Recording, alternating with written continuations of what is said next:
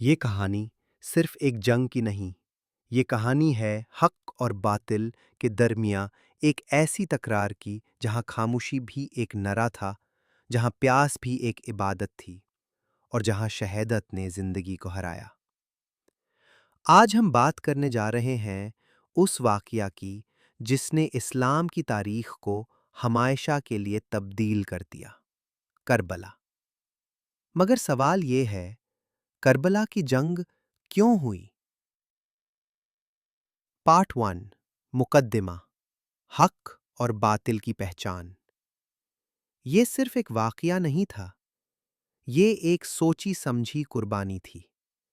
امام حسین ابن علی علیہ السلام نے اس وقت کے ظلم کے خلاف صرف تلوار نہیں اٹھائی، بلکہ اپنی زندگی کا ہر پہلو اللہ کے حوالے کر دیا۔ لیکن ایسا کیوں ہوا؟ کیا ضرورت تھی اتنی بڑی قربانی کی؟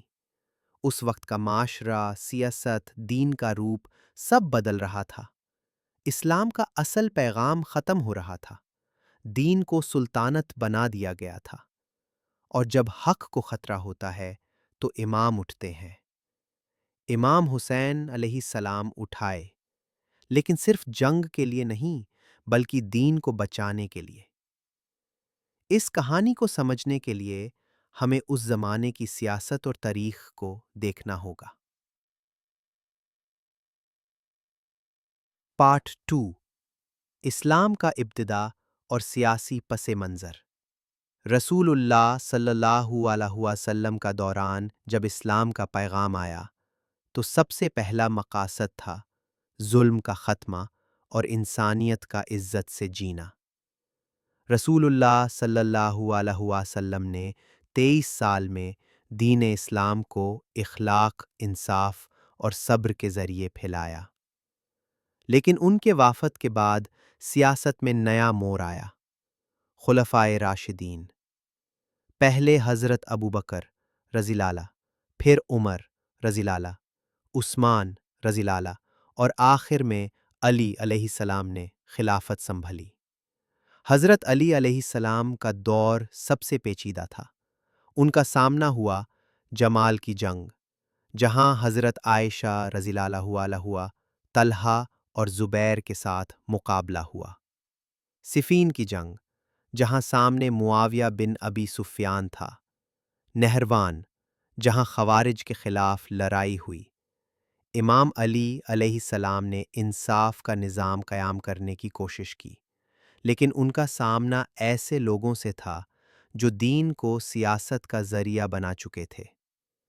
حضرت حسن علیہ السلام کی صلح، حضرت علی کے شہادت کے بعد ان کے بیٹے حضرت حسن علیہ السلام جب سلطنت دین بن جائے اور جب طاقت کو حق کا لباس پہنا دیا جائے تو سمجھ لو کہ فتنہ پیدا ہو چکا ہے۔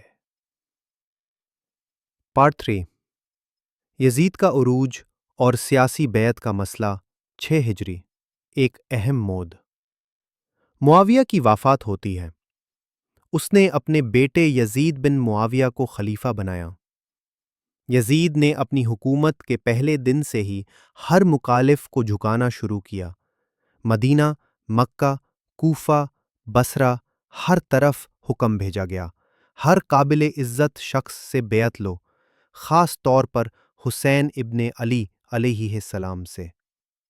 مگر یہ بیعت صرف ایک سیاسی قدم نہیں تھا، یہ دین کے گلے میں طاقت کا پھندا تھا۔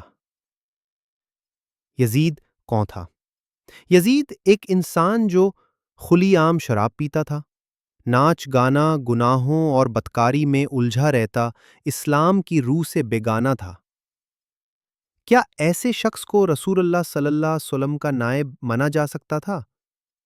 امام حسین علیہ السلام کا جواب صاف تھا، میرے جیسے شخص یزید جیسے شخص کی بیعت نہیں کر سکتا۔ مدینہ سے مکہ، پھر سفر کا آغاز۔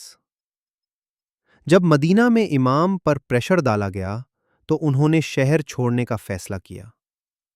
28 رجب 60 ہجری، امام حسین علیہ السلام مدینہ سے نکلتے ہیں، رسول علیہ السلام کے روضہ پر وداعی سلام کرتے ہوئے، یا رسول اللہ، میں آپ کے دین کو بچانے نکل رہا ہوں، شاہد ہو جاؤں تو آپ کی امت تک پیغام پہنچ جائے۔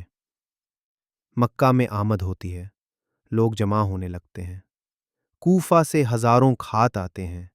آئیے ہم آپ کے ساتھ ہیں، آئیے آپ امام حق ہے۔ امام نے اپنے کزن مسلم بن عقیل کو کوفہ بھیجنے کا فیصلہ کیا، جسے ثابت کرنا تھا کہ لوگ واقعی وفادار ہیں یا نہیں۔ مسلم بن عقیل اور کوفہ کی بے وفائی۔ مسلم بن عقیل کوفہ پہنچتے ہیں۔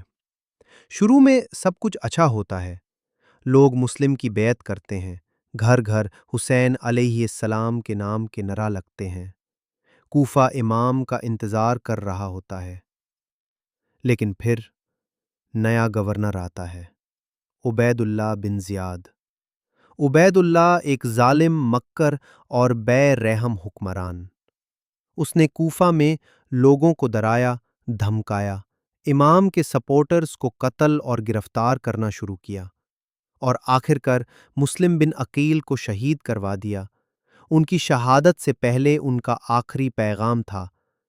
امام حسین علیہ السلام کو مسلم بن عقیل کی شہادت کی خبر ملتی ہے، مگر اس وقت تک وہ مکہ بھی چھوڑ چکے ہوتے ہیں، کیونکہ یزید نے مکہ میں بھی قاتل بھیج دیے تھے۔ امام کو حرام کی حرمت محفوظ رکھنی تھی، محرم قریب تھا، اور حق کا فرض ان کے کاندھوں پر تھا۔ امام سفر پہ نکلتے ہیں، گھر والوں کو ساتھ لے کر، بزرگ، بچے، عورتیں، سب ساتھ۔ یہ کوئی فوج نہیں تھی، یہ ایک قافلہ شہادت تھا۔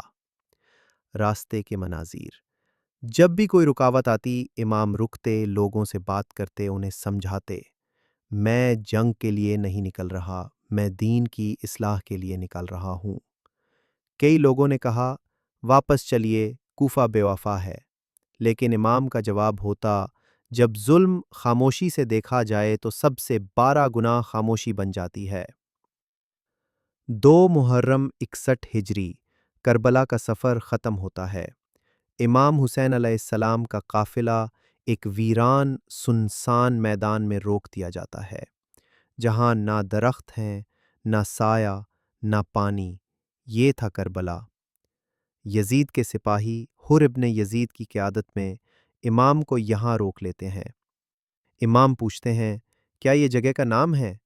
جواب آتا ہے، کربلا۔ امام کے ہونٹوں پہ ہلکی سی سرگوشی ہوتی ہے۔ کر، گامی اور بلا، مصیبت۔ یہ وہی زمین ہے، یہ وہی زمین تھی جس کا ذکر رسول اللہ صلی اللہ علیہ وسلم نے کیا تھا، میرا حسین کربلا میں شہید ہوگا۔ کربلا صرف ایک میدان کا نام نہیں، کربلا ایک مثال ہے، حق کی مثال، جہاں ظلم کے سمندر میں صبر کا ایک قطرہ اتر گیا تھا، اور وہ قطرہ قیامت تک انسانیت کا پیغام بن گیا۔ 2 محرم، حسین علیہ السلام کربلا پہنچ گئے۔ قافلہ رک گیا تھا۔ یہ زمین ویران تھی، گرم، سوکھی، بے آب و گیا، مگر امام حسین علیہ السلام نے اس زمین کو چنا، کیونکہ انہیں معلوم تھا یہی زمین شہادت کا منظر بنے گی۔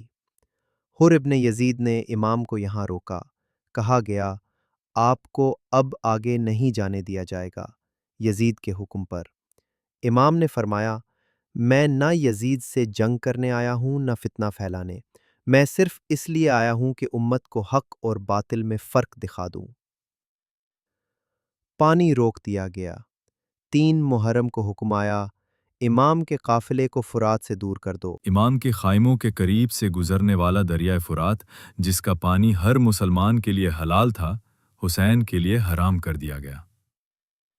پیاس نے اثر دکھانا شروع کیا، بچے روٹ آئے، عورتیں سوکھی مشکیں لے کر دریا کی طرف دیکھتی رہ جاتی، لیکن امام صرف صبر کا پیغام دیتے۔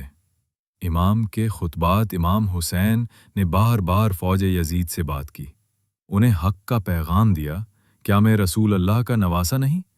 کیا میں علی ابن ابی طالب کا بیٹا نہیں؟ کیا میری ماں فاطمہ زہرا نہیں؟ تو پھر میرے قتل کا کیا سبب ہے؟ جواب میں خاموشی تھی یا پھر تلواروں کی چھم چھم۔ یزید کی فوج میں حرکت روز بدلتے رہے۔ فوج یزید میں لوگ بھرتے گئے۔ 30,000 سے زیادہ سپاہی ایک 72 لوگوں کے قافلے کے مقابلے میں، مگر وہ 72 ہر ایک خود میں لشکر تھا۔ امام حسین نے اپنے اشاب کو ایک رات پہلے آزادی دی۔ تم سب جا سکتے ہو، ان کے لیے میں ہی کافر ہوں، تم لوگوں پہ کوئی الزام نہیں ہوگا۔ لیکن جواب آیا، اب کے بعد جیتے رہنا بے معنی ہے، جب تک زندہ ہیں آپ کے ساتھ ہیں۔ وہ رات جہاں خائمے میں عبادت تھی، تلاوت تھی، تزکیہ تھا اور آسمان سے فرشتوں کا نزول، حضرت زینب ہر خائمے میں جا کر دیکھ رہی تھے۔ بچوں کو سلایا جا رہا تھا، لیکن سب کو معلوم تھا صبح کیا لائے گی۔ امام نے اپنے بھائی عباس سے کہا، آج رات اور مانگ لو تاکہ ہم عبادت کر سکیں، صبح ہوتی ہے۔ امام حسین گھوڑے سے اترتے ہیں، زمین پر سجدہ کرتے ہیں، یا اللہ، یہ دن آ گیا جس کا انتظار تھا۔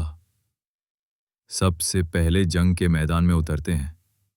اس کا چہرہ رسول اللہ کی یاد دلاتا تھا۔ تلوار چلی، نفرت بھری نظریں لگی۔ علی اکبر شہید ہو گئے، قاسم بن حسن صرف 13 سال کا بچہ۔ چاچا، کیا موت حق نہیں؟ امام کے ہونٹوں پہ آنسو۔ حضرت عباس علم در حسین دریا پر پہنچتے ہیں، پانی بھر لیتے ہیں مگر خود نہیں پیتے۔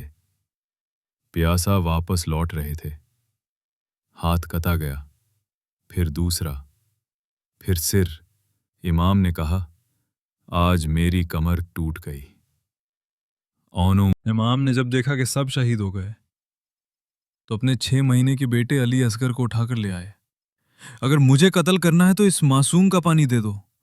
جواب میں ایک تیر آیا اور گلے کے پرے لگ گیا۔ امام نے خون بھارے ہاتھوں کو اوپر اٹھایا، پروردگار یہ قربانی قبول فرما لے۔ آخر میں امام نے اکیلا میدان میں قدم رکھا، زخم پہ زخم لگتے گئے، گھوڑا رک گیا، زمین امام کے لہو کا چھانتا محسوس کیا۔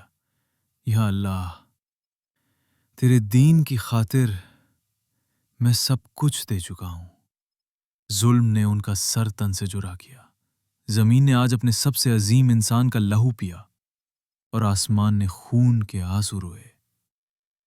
آج تک جہاں امام شہید ہوئے وہاں ظلم جیت گیا، صرف دنیا کی نظر میں۔ امام کے خون سے بھیگ کر اور بھی روشن ہو گئے۔